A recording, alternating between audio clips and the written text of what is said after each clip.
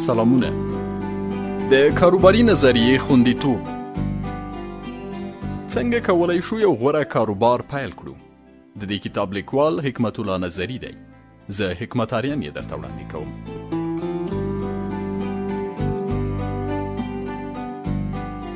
نوښتګر پانګه‌اچوونکي او کاروباریان هر کال په میلیونونو ډالر د کاروباري نظریې یا بزنس ایډیا د غلا کولو له وجې له لاسه ورکوي. ډیر کله نوښتګر د خپلې کاروباري نظریې د پلي کولو په موخه له مالي اړخه ګواښل کیږي او دوی بیا اړ کیږي تر څو د یوه پانګه‌اچوونکي په لټه کې شي. نو پر همدې اساس اړیو د خپلې کاروباري نظریې په هکله ګڼ شمېر معلومات د پانګه‌اچوونکي د رضامندۍ په موخه ښکاره او پانګوالو ته وړاندې کړو او یا هم د خپل کاروبار په پیل کې نویو کارکوونکو ته او همدارنګه د پیرودونکو د جلب او پاملرنې ترلاسه کولو په موخه ګڼ شمېر معلومات ښکاره کړو. دا چې کاپي کوونکي کاروباریان په بازار کې ډیر وي او دوی د خپلې ځیرکتیا له مخې دغه عمل ترسره کولی شي، همدا لامل دی چې کاروباري نظریه باید خوندي وساتل شي. په اوسني وخت کې د کاروباري نظریې کاپي او غلا کول د نوښتګرو او پانګه‌اچوونکو لپاره یوه ښکاره او سر خوږونکې ستونزه ده چې که چیرې په هکله د هوښیارۍ، ځیرکتیا او پاملرنې څخه کار وانخیستل شي، نو ډیر کله داسې امکان لري چې ستاسو د بیلیونونو او میلیونونو ډالرو ارزښت لرونکي کاروباري نظریه درنه غلا او ستاسې خواري په اوبو لاهو شي. نو په همدې اساس تاسې هم باید ځان پر دې پوه او مطمئن کړئ چې ستاسې کاروباري نظریه خوندي ده. د کاروبار په نظریه کې باید د تولید اندازه، د تولید بڼه، د نورو کمپنیو سره یې توپیر، د نورو کمپنیو څخه د نوموړي تولید برتري، د تولید د سایز په اړه معلومات او همدارنګه د اوږد مهاله او ستراتیژیکي پلانونو په اړه معلومات محرم وساتل شي. ښه به دا وي چې کاروباریان د کاروباري نظریې د کاپي او غلا کولو څخه د مخنیوي په موخه لاندې ټکي په پام کې ونیسي. د کاروباري نظریې په هکله د زیاتو معلوماتو له ورکولو څخه ډډه وکړئ.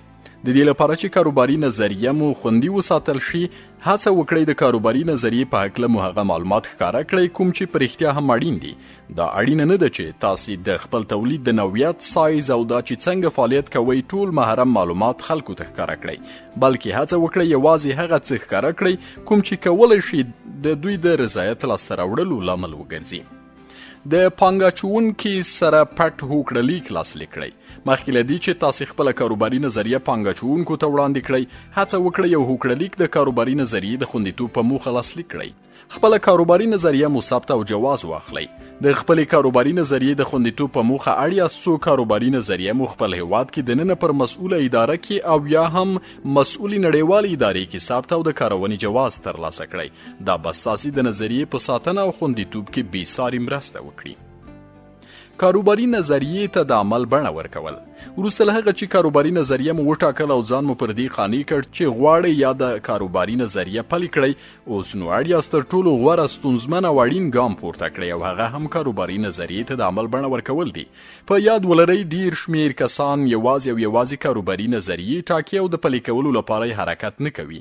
ډیر کله هم د دوی هیلې او میلیون ډالر ارزښت لرونکي کاروباري نظریې یوازې د کاغذ پر مخ توري او نقشه پاتې کیږي. هغه نقشه چې کولی شي د نوښتګر ترڅنګ نړۍ ته بدلون ورکړي. نو دا چې اوس تر دې حده راغلي یاست، خپله انرژي تازه او خپلې کاروباري نظریې ته د عمل بڼه ورکړئ او د پلي کولو لپاره یې هم دا اوس لومړنی قدم پورته او د کاروباري پلان په جوړولو پیل وکړئ. پانګوالو ته د کاروباري نظریې وړاندې کول.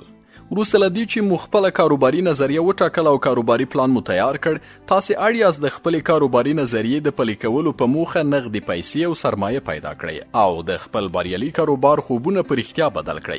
دا چې په اوسني وخت کې د پانګه‌اچوونکو پیدا کول او بیا د هغوی قانع کول څه ناڅه ستونزمن کار دی، نو اړ یو پانګوالو ته د کاروباري نظریې وړاندې کولو کې ځینې خاص اصول مراعات او خپلې کاروباري نظریې ته د پلي کولو په موخه په اسانۍ سره یو پانګوال پیدا او کړو. د یوې بریالۍ کاروباري نظریې د وړاندې کولو په موخه اړیو لاندیني ټکي په پام کې ونیسو. لومړی د خپلې کاروباري نظریې ورهاخوا ځان هم تیار کړئ. هو، رښتیا پانګه‌اچوونکی د نوښتګري کاروباري نظریې ورهاخوا په دې هڅه کې وي تر څو د نوښتګر د پیاوړتیا او ضعیفوالي ټکي را پیدا کړي، ځکه چې پانګه‌اچوونکي ته له کاروباري نظریې زیات د نوښتګر مهارتونه او پیاوړتیا ارزښتناکه ده. دویم، مهمو ټکو ته لومړیتوب. یو بریالی پانګه اچوونکی تل د کاروباري نظریې پر وړاندې کولو غور کوي، نو له همدې کبله هڅه وکړئ تر څو خپله کاروباري نظریه له 5 دقیقو او یا هم کم وخت کې په داسې شکل وړاندې کړئ چې ټول اړین معلومات لکه د پانګې اچونې، عاید، وده او ستراتیژیانې پکې بحث شوي وي. د پانګه اچونې په هکله څېړنه وکړئ. هڅه وکړئ د هغه پانګه اچوونکي په هکله چې تاسې غواړئ ورته خپله کاروباري نظریه وړاندې کړئ له پوره غور او دقت څخه کار واخلئ. په ننني عصر کې د کاروباري نظریې غلا او دوکه ورکول یو له عادي کړنو څخه ده، نو له همدې کبله هڅه وکړئ د یاد کس په اړه دقیقه څېړنه ترسره او معلومات ترلاسه کړئ. هڅه وکړئ د پانګه اچوونکي د قوت او ضعف ټکي را پیدا او د کاروباري نظریې په وړاندې کولو کې ترېنه ګټه پورته کړئ. کاروباري نظریه مو د یو داستان په ډول وړاندې کړئ. هڅه وکړئ خپل کاروباري نظریه د داستان په توګه وړاندې او په دې سره پانګه اچوونکي ته لا خوندوره او خپل تود، هوډ او علاقه پکې ښکاره کړئ. هڅه وکړئ کاروباري نظریه مو د قانع کوونکو دلایلو سره یو ځای وړاندې کړئ. ستونزې په نښه کړئ. کومې ستونزې چې غواړئ تاسې یې د حل په موخه ګام پورته کړئ، پانګوالو ته په نښه او په ډیر مختصر ډول سره یې حل لاره بیان کړئ. دا به ستاسې خبرې نورې هم خوندورې کړي. تمرین وکړئ. مخکې له دې چې خپله کاروباري نظریه وړاندې کړئ، هڅه وکړئ څو هفتې مخکې یې په مکرر ډول سره تمرین کړئ، تر څو د وړاندې کولو په وخت کې د کومې ستونزې ښکار نه شئ. 2م پړاو د کاروباري پلان لیکل. کاروباري پلان څه دی؟ کاروباري پلان هغه سند دی چې د یو کاروبار ټول کاري پروسیجرونه، موخې او موخو ته د رسیدو لارې تشریح کوي. د کاروبار د ټولو برخو په اړه پکې په جلا جلا پاراګرافونو او عنوانونو کې معلومات ځای پر ځای شوي وي. کاروباري پلان د یو کاروبار تګلاره په روښانه بڼه بیانوي. دا چې کاروبار د هر ډول ساختار درلودونکی وي، هغه به ضرور یو کاروباري پلان ته اړتیا لري، که هغه انفرادي کاروبار وي، که شراکت وي او یا هم کمپنۍ وي. هر کاروبار ته بویه چې د خپلو محدودیتونو په نظر کې نیولو سره خپل چاپیریال ته په کتو یو کاروباري پلان جوړ او پلی کړو. د دې څپرکي په اوریدلو سره به تاسو لږ تر لږه د کاروباري پلان پر لیکلو برلاسي شئ. څنګه کولی شو یو کاروباري پلان ولیکو؟ وروسته له دې چې کاروباري نظریه مو وټاکله، تاسو اړ یاست یا د نظریې ته یو مثبت غوره کاروباري پلان ولیکئ. کاروباري پلان او د هغې لیکل یو شمیر اصول او مقرراتو ته اړتیا لري چې له مخې کولی شو یو غوره کاروباري پلان ولیکو. خو هغه عناصر چې په ټولو کاروباري پلانونو کې شته پرې پوهیدل اړین او په خپل کاروباري پلان کې ورته ځای ورکول ستاسو کاروباري پلان تر ټولو غوره کوي.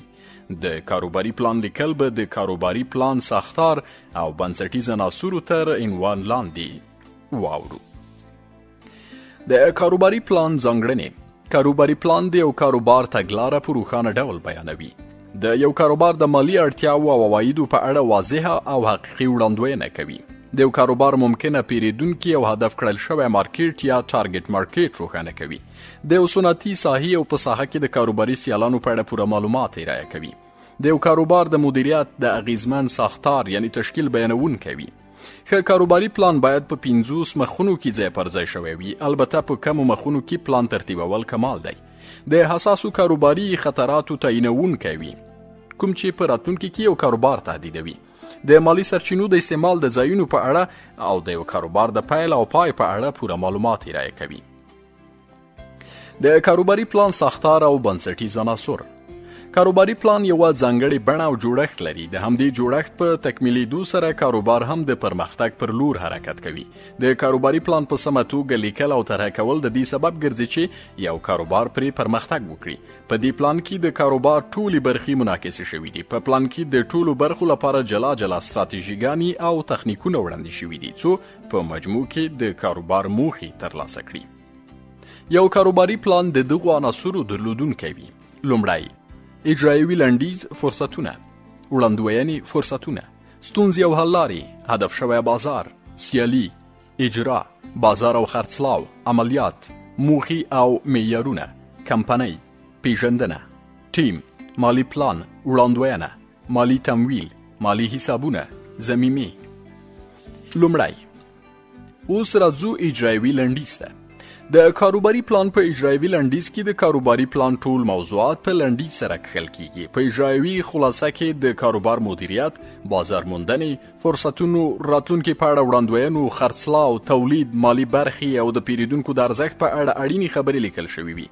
دلته د کاروبار موخې هم په روښانه ډول لیکل کیږي. په ټوله کې اجرایوي لنډیز لاندې بنسټیزو پوښتنو ته ځواب ورکوي. لومړی، ستاسو د کاروبار نظریه څه شی ده؟ په کوم ډول سره یې عملي کولی شئ؟ دویم، ستاسو هدف شوي یا ټارګټ پیرودونکي څوک دي؟ دریم، ستاسو د کاروبار ارزښت یادو پیرودونکو ته څه دی؟ څلورم، ستاسو د بازار حجم او پرمختګ په کومه اندازه دی؟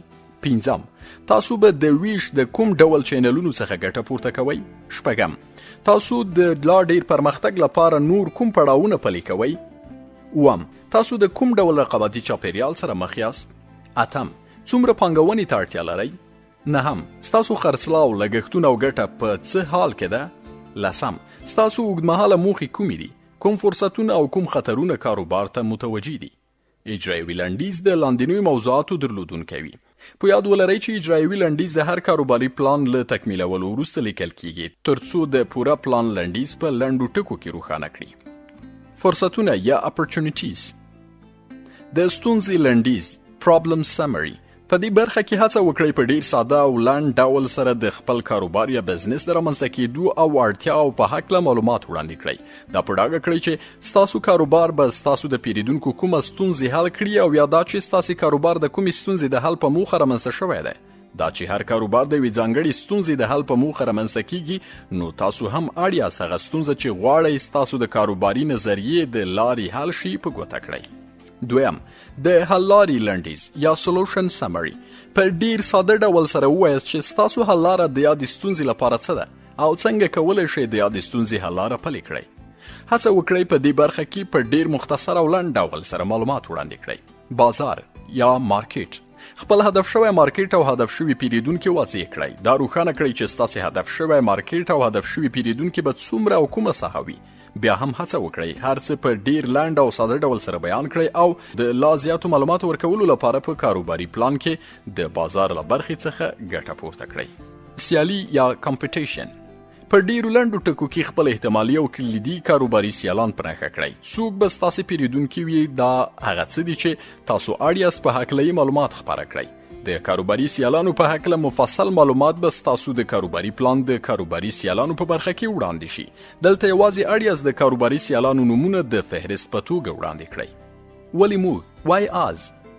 د خپل ځان، ټیم او کمپنۍ په هکله مو لنډ او مختصر معلومات وړاندې کړئ. همدارنګه غوره ده په دې برخه کې دا هم په لنډ ډول سره واضح کړئ چې ولې تاسو د دې کاروبار رامنځته کېدو لپاره تر ټولو غوره او وړ کسان یاست. وړاندوینې. په دې برخه کې د خپلو مالی موخو په هکله مختصر او لنډ معلومات ولیکئ. دا واضح کړئ چې د راتلونکي مالي کال لپاره څومره خرڅلاو په پام کې لرئ چې باید ترسره شي. ستاسو اوږدمهاله د خرڅلاو موخې څه دي؟ کلنۍ مالي نښې financial highlights by year. په دې برخه کې د خپلو کلنیو مالي نښو او مالي حالات په هکله اړین ګرافونه وړاندې کړئ. اړینه پانګاچونه. په دې برخه کې هڅه وکړئ د خپل کاروبار د مالی تمویل او اړینې بودیجې یا هغه پانګاچونه چې ستاسو د کاروبار د روانېدو لپاره اړینه ده په مختصرو او لنډو ټکو کې په نښه ښکاره کړئ.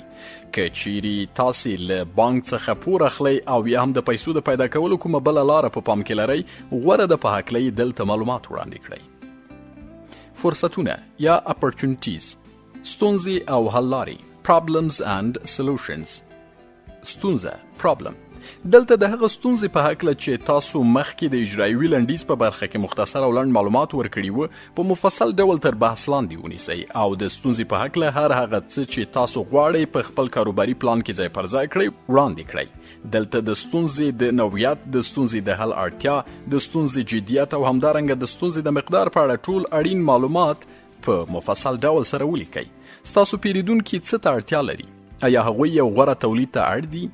یو د ټیټې بیې تولید او یا هم یوازې د غوره موقعیت لرونکي پلورنځي؟ ووایاست ولې به پیرودونکي ستاسو څخه ستاسو تولید وپیري؟ ستاسو د پیرودونکو لومړیتوبونه څه دي؟ تر کومه بریده به ستاسو حل لاره د پیرودونکو ستونزو ته تر ټولو غوره او بریالۍ وي؟ په یاد ولرئ د یو کاروباري انګیزې په ټاکلو کې تر ټولو غوره فاکتور د یوې لویې ستونزې شتون دی. هر څومره چې ستونزه لویه وي په هماغه کچه به د کاروباري انګیزې بریا هم تضمین وي. نو هڅه وکړئ په دې برخه کې د ستونزې په اړه ټول اړین معلومات په خورا مفصل ډول سره بیان کړئ. حل لاره یا سولوشن دا چې په دې هکله مو څه ناڅه معلومات د اجرایوي لنډیز په برخه کې هم وړاندې کړي وو، اوس په دې برخه کې د ستونزې د حل لارې په هکله ټول اړین معلومات په خورا مفصل ډول سره بیانوو. د تولید او خدماتو په هکله او دا چې ستاسو تولید او خدمات ستاسو د سیالانو په پرتله کومه خاصه ځانګړنه لري یا د ستونزې ته ستاسې حل لاره تولیدي بڼه لري، خدماتي او یا هم دواړه. په حقیقت کې د یو ښه کاروباري پلان په پای کې تولید رامنځته کیږي، ځکه نو د کاروباري پلان په تهیه کولو کې ډیر زیار ویستل پکار دي. د کاروباري پلان د حل لارې په برخه کې ټول هغه معلومات چې په تولیدي او یا هم خدماتي بڼه ترسره کیږي په مفصل ډول وړاندې کیږي، او همدارنګه په دې برخه کې ټولې هغه اغیزمنې لارې چارې چې د یو تولید پروسه ګړندۍ او با کیفیته کوي تر بحث لاندې نیول کیږي، او داسې لارې چې په بازار او نورو سیالو کمپنیو تاثیر غورځوي ټاکل کیږي. د کاروباري پلان جوړونکو ته ښایي چې د نورو کمپنیو د تولیداتو په وړاندې د خپل تولید قوي او یا هم کمزوري نقطې معلومې کړي، څو په سمه توګه ورسره رقابت وشي او په بازار کې د تولیداتو د خرڅلاو په برخه کې له هغو څخه مخکې شي. په تولید کې نوښت د نورو سیالو کمپنیو لپاره یوه ننګونه ده. پلان جوړونه باید په نوښتونو او حقایقو سمبال وي او د تولید او خدمت برخې په تکمیل سره باید لاندې پوښتنو ته مثبت ځواب وویل شي. لومړی د خپل وروستي مستهلک پته او معلومات لرئ. دویم د تولید په برخه کې د پیرودونکو غوښتنې څه دي. دریم د پیرودونکو لپاره به ستاسو تولید کوم ارزښت مهیا کړي. څلورم آیا کوم شریک ته اړتیا لرئ څو د پیرودونکو بشپړ ارزښت لاسته راوړي. پنځم ستاسو سیالان څه شی تولیدوي او د هغې پرمختګ په کوم حال کې دی. شپږم آیا ستاسو تولید قانوني بڼه لري او که نه.